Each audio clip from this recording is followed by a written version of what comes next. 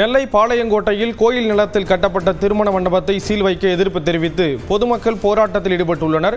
கூடுதல் தகவல்களை எமது மண்டல தலைமை செய்தியாளர் சிவமணியிடம் கேட்கலாம். சிவமணி, விவரங்களை பகிர்ந்துக்கலாம். பாளையங்கோட்டை அந்த காந்தி நகரை அடுத்த இந்த புத்தல் பகுதி, அந்த பகுதியில்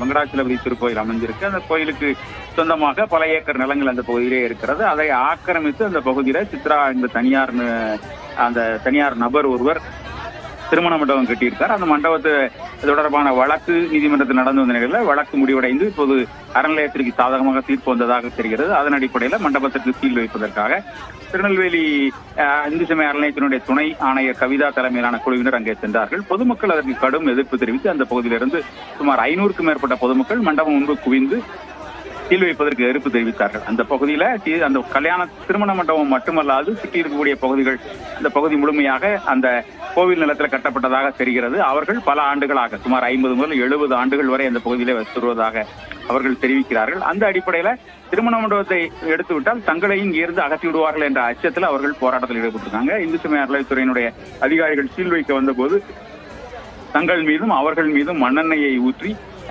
அந்த இது போன்ற சம்பவங்கள் அரங்கேறியது. இதனையடுத்து ஏராளமான போலீசார் அந்த பகுதியில் குவிக்கப்பட்டிருக்காங்க. தீயணைப்பு மீட்பு படையினர் அதில் இருக்கிறாங்க.